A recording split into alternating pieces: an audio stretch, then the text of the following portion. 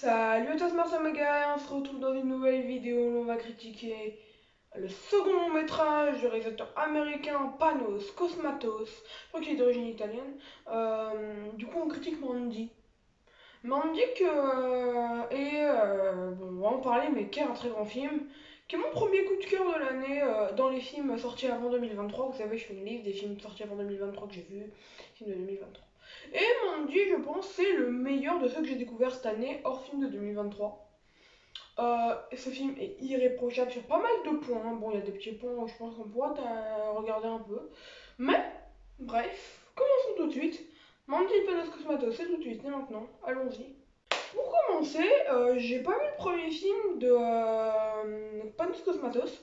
Je crois que c'est Beyond the Black Rainbow. Je suis pas sûr à 100%. J'essaierai de mettre une affiche si je peux. Mais déjà, passons à Mandy, qui est du coup le premier Cosmatos que je vois. De toute façon, il a sorti que 2 longs métrages. La photographie, déjà, elle est d'une beauté incroyable. Aussi, bon, on va pas se mentir, le film est shooté par Benjamin Loeb. Benjamin Loeb, je pense que ça se dit Loeb ou Leb. Je pense qu'il y a une idée qui se prononce pas, mais je ne sais pas laquelle. Du coup, je vais dire Loeb, pardonnez-moi. Mais du coup, Benjamin Loeb, lui, son truc, il fait la photographie des films de Christopher Borgli. Christopher Borgli, qui est le mec derrière Sick of Myself, mon film préféré l'année dernière. Tout est lié à peu près souvent, voilà, que j'ai revu d'ailleurs il y a pas longtemps. Mais en gros, voilà, il shoot toujours super bien et hyper différemment. C'est-à-dire que le gars, c'est pas un gars qui va rester dans le même type de photographie comme certains. Ça peut être très bien de rester dans le même type de photographie. Hein. Paweł Pogorowski, je crois, le mec d'Ari Aster. En tout cas, celui qui lui fait sa photo. Il fait toujours le même type de photo si on regarde bien. Mais Benjamin Loeb, Mandy et Sick of Myself, en photographie, pas pareil du tout. Et tu ressens la photo, mais dans Mandy, c'est waouh. En fait, il nous emporte dans une espèce de voyage, en fait. Il fait une photo de dingue. En fait, ça fait durer des plans très beaux. C'est-à-dire que le film, il va s'attarder sur des plans, mais toujours avec ce côté un peu néon. Le film a une esthétique très rouge-violette, en effet. Les couleurs sont assez psychédéliques. En fait, on est sur un trip sous acide, si je peux me permettre. Un voyage onirique, en fait. En fait, Mandy, c'est. Vous voyez un rêve, vous voyez un cauchemar, bah c'est un peu un mélange des deux.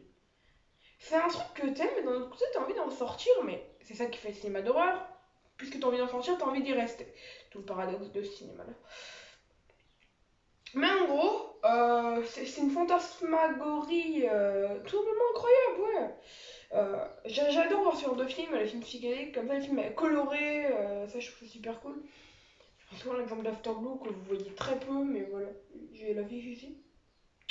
Et ouais, franchement, non, c'est un cinéma que j'aime beaucoup, le cinéma très coloré, très, comment dire, pas épileptique, psychédélique tout simplement. Et Mandy, c'est clairement ça. Surtout Panos Cosmatos, on en parle en conclusion, mais il va faire un nouveau film là, avec A24. Tout le monde va chez A24, tout le monde va chez A24. Le mec de Sick of Myself, il va chez A24 aussi, vous voulez quoi? Bref. Aujourd'hui, je pense. Faudrait que je fasse une vidéo là-dessus. D'ailleurs, je me le note dès que j'ai fini de tourner.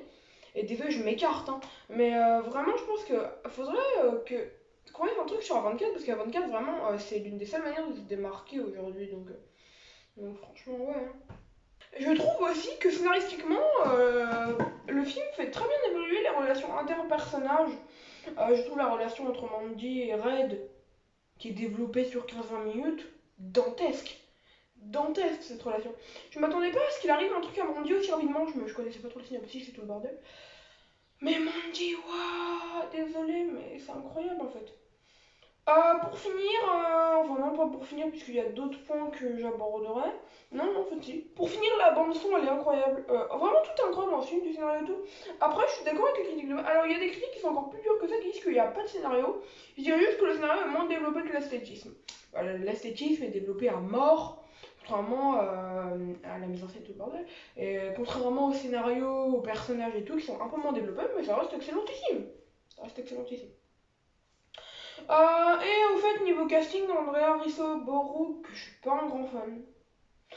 Et je commence à aimer de plus en plus cette actrice. Je vais la voir bientôt dans Please Baby Please, un film d'Amanda Kramer, je crois. Et j'espère. En fait, j'ai confiance dans son jeu, voilà, tout simplement. À contrario, alors je l'ai peut-être pas vu dans les bons films, mais Nicolas Cage. Ouais. Nicolas, non mais pardonnez-moi, mais Sick of Myself est lié partout, pardonnez-moi. On va faire un point Sick of Myself. Panos Cosmatos a comme directeur de la photographie Benjamin Loeb pour Mandy. Sick of Myself de Christopher Borgli à Benjamin Loeb. Les deux vont faire leur prochain film chez A24. Les deux ont travaillé avec Nicolas Cage, parce que le premier film de Christopher Borgli est avec Nicolas Cage, et que Mandy est avec Nicolas Cage. Pardonnez-moi, mais je veux que Panos Cosmatos et Christopher Borgli se rencontrent. Il y a peut-être moyen, je sais pas, d'avoir une petite masterclass à Paris. Bon, je n'y crois pas. Puisque Christopher Borgli n'est même pas venu à l'étrange spécial. Bref. Je m'écarte, mais j'adore Sick of Myself. Voilà, tout simplement. Bon, ceux qui me suivent sur Twitter le savent. Hein. Je digresse. Mais en gros, pour revenir à Mandy, c'est un film rare, une perle, une pépite, appelez ça comme vous voulez. En tout cas, c'est incroyable. Conclusion. Je pense sincèrement que Mandy sera, en effet, une découverte majeure de mon année 2023. Il a vraiment un vrai talent, Panos Cosmatos. Faudrait que je vois Beyond the Black Rainbow. Et il est à noter que du coup, il va réaliser Necrocosm, Nekrokosm, Necrocosm, du coup, ça s'écrit pas de la même façon que d'habitude, qui sera en gros un film un peu galactique, tout ça. Encore mieux. Et produit par Avantgarde, ça a été annoncé l'année dernière. On espère l'avoir d'ici un an ou deux. Voilà, il y a peu d'annonces de tournage, je crois. J'espère que le projet va pas être, comment dire, avorté. Voilà. 16.25 sera note que je donnerai à Mandy de Panos Cosmatos. Film incroyable. Allez le voir, je l'ai pas vu au cinéma. Je crois qu'il est en Blu-ray, je ne l'ai pas en Blu-ray. J'assume, je l'ai vu en téléchargement. Mais franchement, la vérité, il faudrait que je m'achète le Blu-ray parce que déjà, je le cherche. Mais il est facilement trouvable, hein, mais je le cherche à des prix. J'essaie de le trouver en occasion, par exemple. Voilà, j'attendrai. Au pire, si un jour où j'ai rien à en apprendre, voilà. Ma collection qui grandit un peu, j'ai fait une vidéo là-dessus récemment. J'ai fait une vidéo sur ma collection. Allez la voir si vous pouvez. J'ai eu d'ailleurs 2-3 DVD depuis cette vidéo, mais bref. C'est la fin de cette vidéo, j'espère qu'elle vous aura plu. On se retrouve prochainement. C'était Mortomega.